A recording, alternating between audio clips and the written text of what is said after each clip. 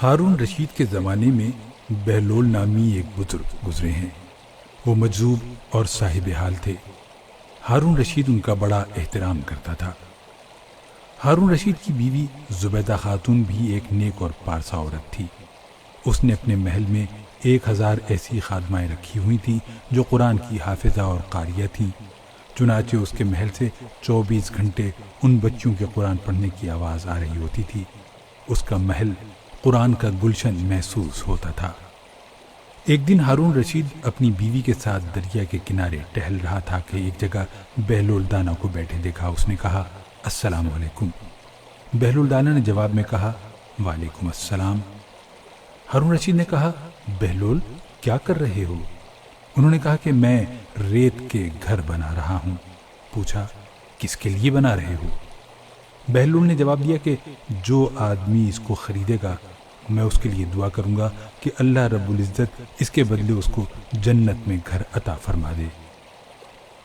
بادشاہ نے پوچھا، بہلول اس گھر کی قیمت کیا ہے؟ انہوں نے کہا کہ 1 دینار۔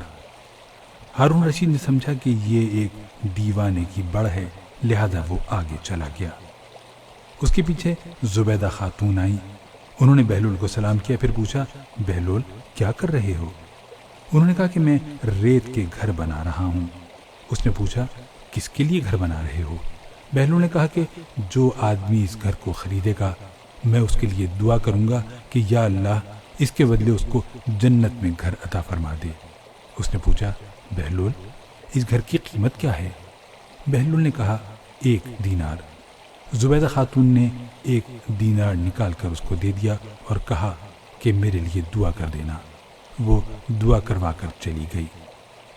رات کو جب ہارون الرشید سویا تو اس نے خواب میں جنت کے مناظر دیکھے۔ آبشاریں، مرغزاریں اور پھل پھول دیکھنے کے علاوہ بڑے اونچے اونچے خوبصورت محلات بھی دیکھے۔ ایک سرخ یاقوت کے بنے ہوئے محل پر اس نے زبیدہ کا نام لکھا ہوا دیکھا۔ ہارون رشید نے سوچا کہ میں دیکھوں تو صحیح، کیونکہ یہ میری بیوی کا گھر ہے۔ وہ محل میں داخل ہونے کے لیے جیسے ہی دروازے پر پہنچا تو ایک دربان نے اسے روک لیا۔ ہارون رشید کہنے لگا، اس پر تو میری بیوی کا نام لکھا ہوا ہے، اس لیے مجھے اندر جانا ہے۔ اس نے کہا، نہیں، یہاں کا دستور الگ ہے، جس کا نام ہوتا ہے اسی کو اندر جانے کی اجازت ہوتی ہے۔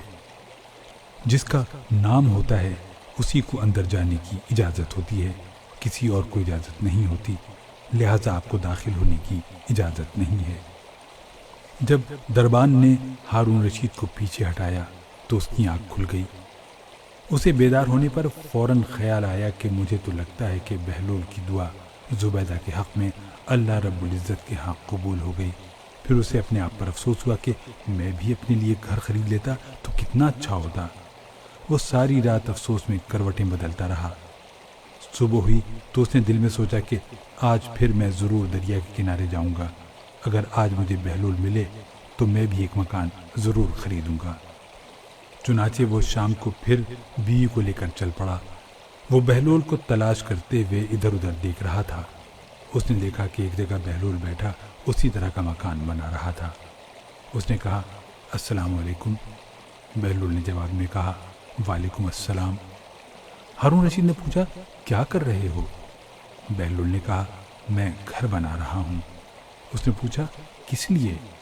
بہلول نے کہا، جو آدمی یہ گھر خریدے گا میں اس کے لیے دعا کروں گا کہ اللہ تعالیٰ اسے اس کے بدلے جنت میں گھر عطا کر دے۔ ہارون رشید نے پوچھا، بہلول اس کی قیمت کیا ہے؟ بہلول نے کہا، اس کی قیمت پوری دنیا کی بادشاہی ہے۔